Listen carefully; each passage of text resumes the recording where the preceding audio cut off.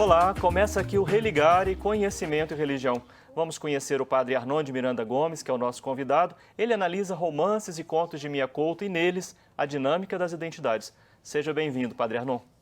Muito obrigado pelo convite e é um prazer estar aqui conversando com um tema, a respeito de um tema tão pertinente como um autor moçambicano, Mia Couto. Padre Arnon, como é que você se aproximou de Mia Couto? A primeira referência que eu tive sobre Mia Couto foi num encontro fortuito nos corredores da PUC Minas com um professor chamado Cantarella. Ele havia defendido há pouco tempo um doutorado em Mia Couto. E ele falando assim com muito entusiasmo desse autor, ele dizia que nesse autor africano a questão da espiritualidade, a questão da transcendência e do sagrado tinha uma ênfase muito forte. Essa expressão que o Cantarella utilizou me levou a conhecer um pouco mais sobre esse autor. E a primeira referência, então, a primeira obra de Mia Couto foi um livro chamado Terra Sonâmbula, considerado um dos 10 livros melhores, um dos 10 melhores livros africanos do século XX. Sim, Mia Couto, ele é um autor moçambicano. Isso. Ele é autor de Moçambique, um país africano, e atualmente é um dos autores africanos mais lidos e mais pesquisados na atualidade. E ele costuma vir ao Brasil, não? Mais de uma vez a gente acompanha que o Mia Couto está por aqui. Sim. E onde está presente o Mia Couto tem também uma grande participação de alunos, de professores, de amantes de uma boa literatura. Porque é um autor que escreve sobre o mundo, sobre as pessoas, sobre o sagrado, embora não esteja numa esfera religiosa, de uma forma muito relevante, muito poética, inclusive. Então, é um autor muito prazeroso. Sim. Ele tem também alguma relação com Portugal? Sim. Moçambique é colônia, foi colônia de Portugal, né? Os pais dele eram portugueses. De família. Exato, família portuguesa, mas ele é um autor moçambicano. Sim. Interessante, quando se fala em Mia Couto, as pessoas imaginam que seja uma mulher, né, por causa de Mia, mas é homem. Estranham também o fato de ser branco, sendo africano. Então, ele é branco e é um autor muito lido na atualidade. Sim. Essa questão, ser de família portuguesa, num país que foi colonizado, né, sendo ele moçambicano, é por aí que surge o tema que te interessa, nessa questão da dinâmica das identidades? Exato. Quando eu ingressei no doutorado, aí eu fui pesquisar um pouco mais a fundo a história, toda a biografia do autor. E toda a trajetória dele, tendo pais portugueses e ele moçambicano, nascido em 55, em Beira, Moçambique, quer dizer, essa biografia, essas identidades no autor vai marcar profundamente a história dele, né? Essa confluência de culturas, uma cultura africana e uma cultura portuguesa, por vezes vai ter uma referência muito forte na obra do autor. Sim. Como é que essas referências elas vão aparecer? Como é que elas aparecem, né, na obra dele? Sim. Na tese eu trabalho com 2 romances dele, 25 e o outro Pé da Sereia, e 4 contos. Nessas obras analisadas, portugueses e moçambicanos, portanto, culturas e identidades completamente diferentes, por vezes vão ter conflitos muito fortes, culturais e religiosos. E num primeiro momento, a literatura do Mia Couto trabalha essa questão como se essas identidades estivessem em lados opostos, extremamente antagônicos. Com o desenrolar das histórias, dos contos, da narrativa, a gente vai perceber que, a despeito desses desencontros culturais, simbólicos, religiosos, há na obra de Mia Couto uma aproximação entre culturas tão diferentes. Sim, isso que aparece nas obras dele se espelha na realidade da cultura moçambicana? Não. Essas tensões? Não, esse é um dado interessante. A literatura de Mia Couto, na literatura dele, é possível ver uma aproximação entre portugueses e moçambicanos. A literatura. A realidade já é uma outra história. Na realidade, ainda hoje, portugueses e africanos, portugueses e moçambicanos, mantêm uma distância muito forte. As fronteiras são muito demarcadas na realidade. Agora, o grande mérito de Mia Couto é, pela literatura, fazer aproximar essas culturas. A literatura, sim, há uma aproximação muito forte. Na realidade, não. Na realidade, as fronteiras são muito bem demarcadas e muito bem definidas. E, provocando um pouco para além da literatura, ele exerce algum tipo de militância nessa temática do diálogo entre as culturas portuguesa e moçambicana? Sim, ele Mas trabalha... é claro que a própria literatura é uma maneira de fazer política, não sei se você concorda com isso, mas... Sim. Ele nasce num país que era colônia de Portugal, né? O Mia Couto, por exemplo, ele é mais velho do que o seu país. Ele passa grande tempo da sua vida vivendo numa colônia, né? E ele é militante, ele não pegou em armas, né? Mas ele milita contra essa dependência portuguesa. Então isso vai aparecer de um modo assim muito claro, essa dependência.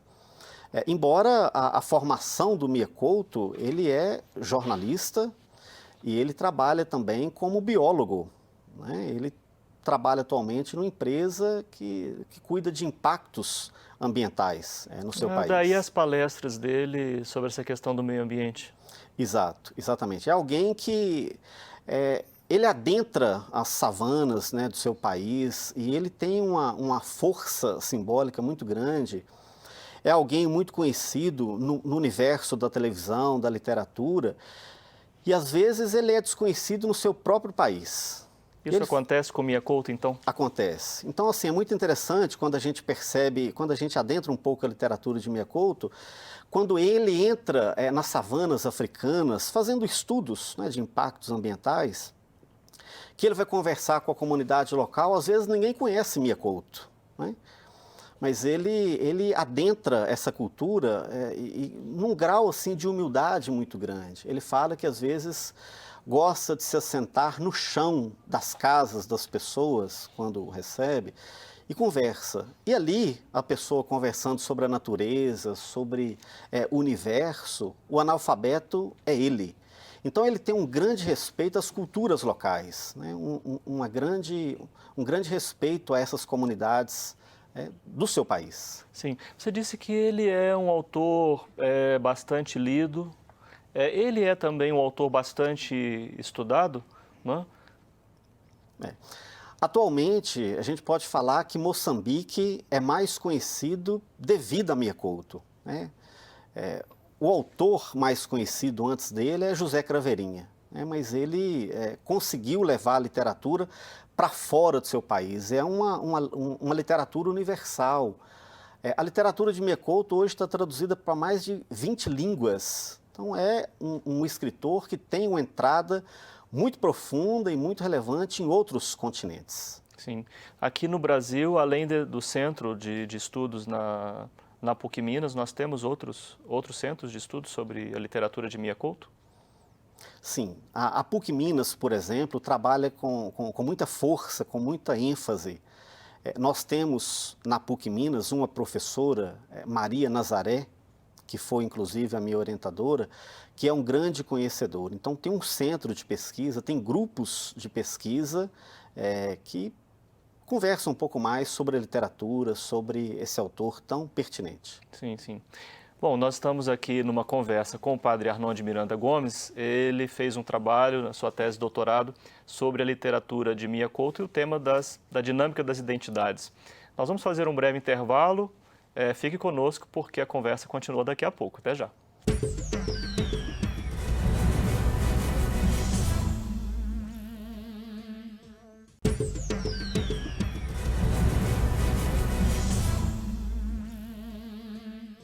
Estamos de volta com o Religare, Conhecimento e Religião. Hoje eu recebo o padre Arnon de Miranda Gomes, professor da PUC Minas.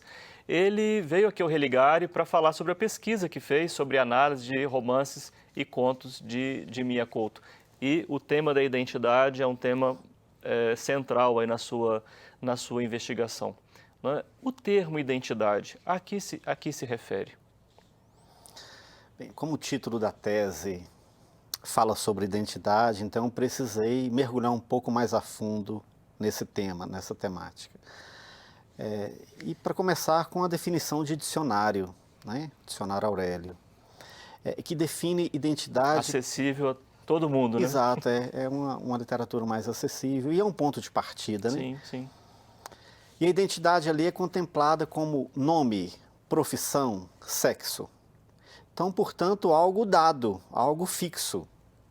Só que para pesquisar um autor, não dava para ficar só nisso, né? Outras vozes tinham que ser ouvidas. E aí a gente começa a perceber que em Mia Couto não se dá, né, não tem condições de falar em identidade no singular. A expressão é sempre identidades. Inclusive, em 2013, numa entrevista que o Mia Couto deu, foi perguntado se existia uma linha que perpassasse ali a sua obra. Ele falava exatamente isso, olha, a linha que passa pela minha obra é a busca da identidade, das identidades, que é uma busca sempre ilusória, né? sempre ligada à utopia. A gente não tem um contato imediato com a identidade, né? A identidade é sempre construção, né? Portanto, não se pode falar numa definição só de dicionário. Outras vozes contempladas no singular, como antagônicas, como contraditórias, inclusive, eu tive que pesquisar sobre isso. Sim, sim. Você já fala, né, de como que ele trabalha, mas assim, no texto, né, ou particularmente nos textos que você trabalhou, como que essas identidades vão aparecendo? Pelo que você diz, elas não se fecham, né, elas se mantêm, né? Isso se dá de que modo na literatura dele? O Mia Couto escreve assim de uma maneira muito apaixonante. Veja, ele é moçambicano, né? E fruto de um país que dominou a sua história, que é Portugal. Então é muito interessante a gente observar que, inicialmente, as identidades estão muito bem demarcadas. Existem, por exemplo, portugueses versus moçambicanos, colonizador versus colonizado, homem branco versus homem negro. Então, ele dá a entender na sua literatura que as identidades estão aí, fechadas. Mas no conjunto das obras analisadas, a gente começa a perceber que a fronteira em Mia Couto das identidades é uma fronteira muito fluida, é uma fronteira de arames caídos, né?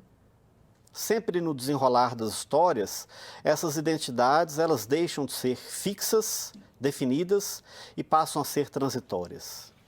Então, por exemplo, nas obras analisadas na minha tese, sempre no final da história, por uma invenção muito criativa de Mia Couto, a despeito das diferenças culturais, religiosas, simbólicas, moçambicanos e portugueses se encontram, mesmo no conflito, mesmo diante das tensões, há esse encontro muito interessante na sua obra.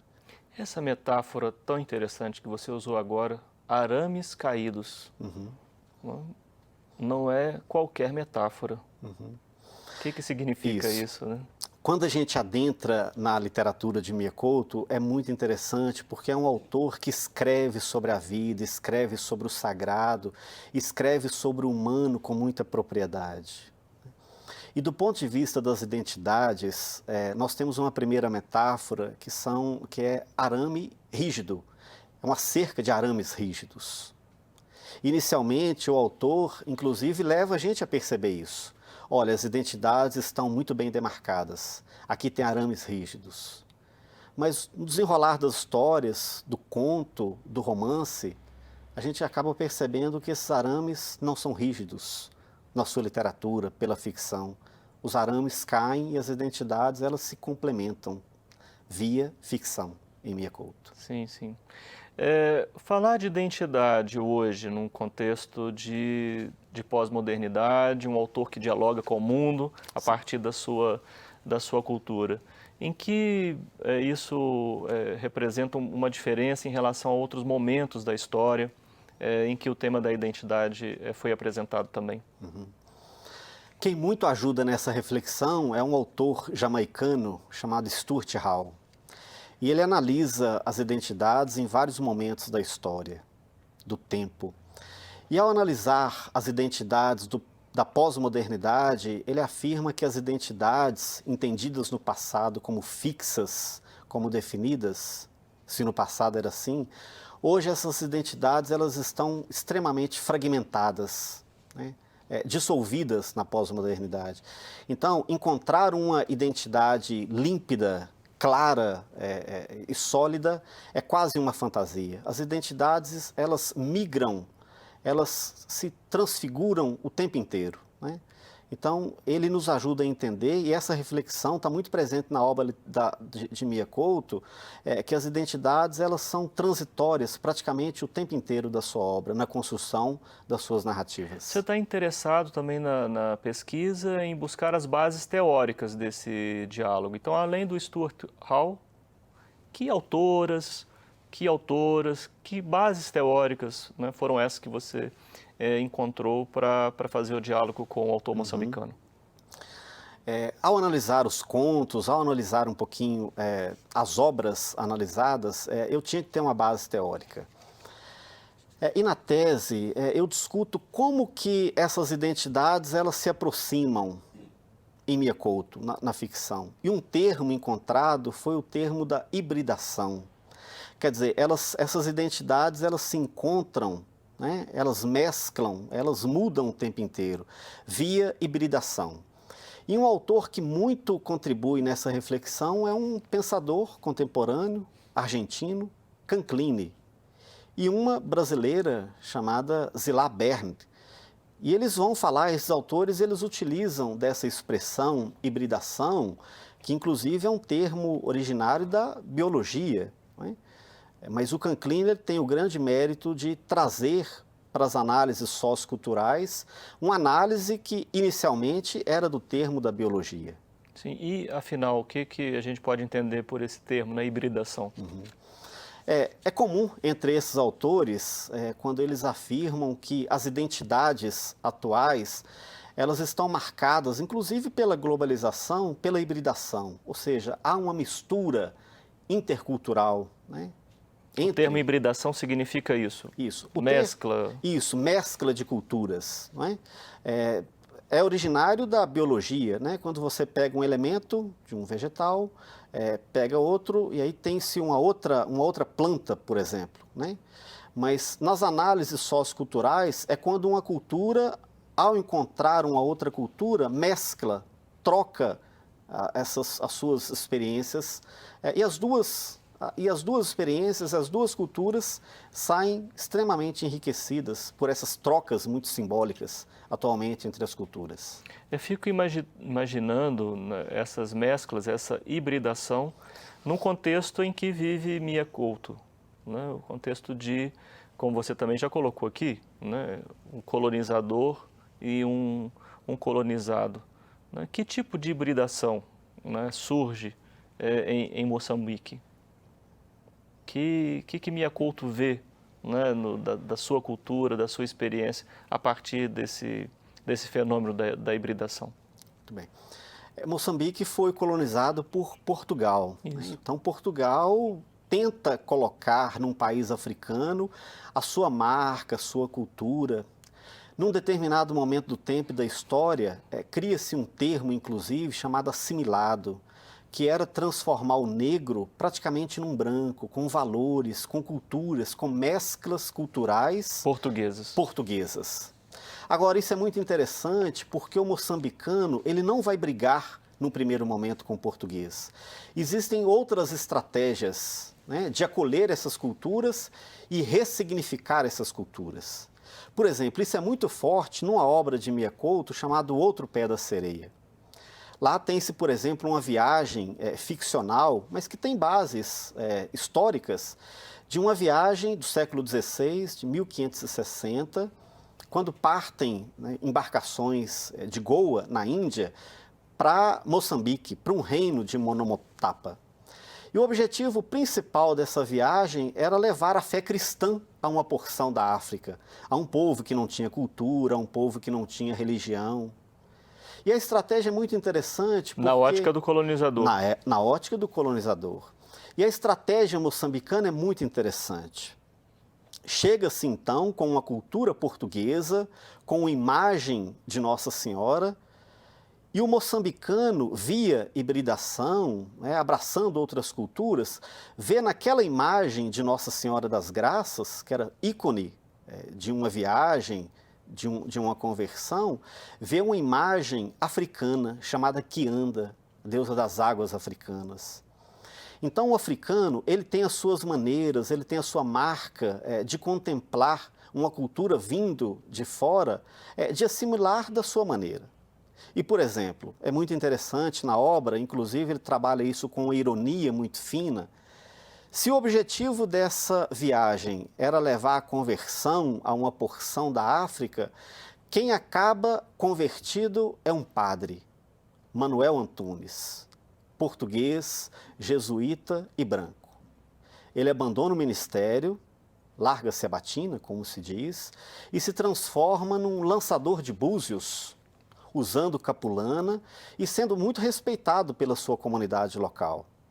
Então, veja, essas marcas e essas diferenças, né, até o próprio processo de hibridação, não nega a cultura alheia, mas pega-se culturas, marcas simbólicas e consegue ressignificar. Sim.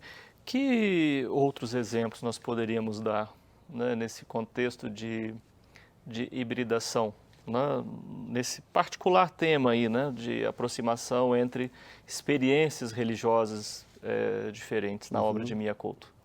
Por exemplo, nós temos um romance de Mia Couto chamado 25, que foi um livro lançado na época do aniversário da Revolução dos Cravos, ocorrida em Portugal, né?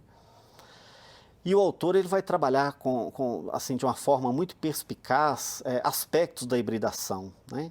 Ele vai analisar, por exemplo, um PIDE, que é uma polícia portuguesa em África, e vai analisar a pós-colonização, né? Como é que esse PIDE, que antes tinha um poder legitimado por Portugal em terras africanas, e no final do romance, como é que esse PIDE encontra-se, por exemplo, na margem, no lodo, na margem, né? Banhado pelo barro moçambicano. E é muito interessante essa análise, porque se antes alguém tinha o poder, agora esse poder se mostra muito frágil, esse poder é feito de barro. Olha o aspecto da hibridação, por exemplo, né? Quando você pega algumas mesclas culturais e no final do romance há uma reviravolta muito criativa do autor. Sim. Olha, eu quero, aqui concluindo o nosso programa, parabenizá-lo pela pesquisa, né? E desejar sucesso aí na continuidade dos trabalhos, no seu diálogo com Mia Couto. E obrigado pela sua participação aqui no Religare. Isso. Eu agradeço e penso, já estou dando continuidade no trabalho com um termo de um teólogo chamado Queiruga.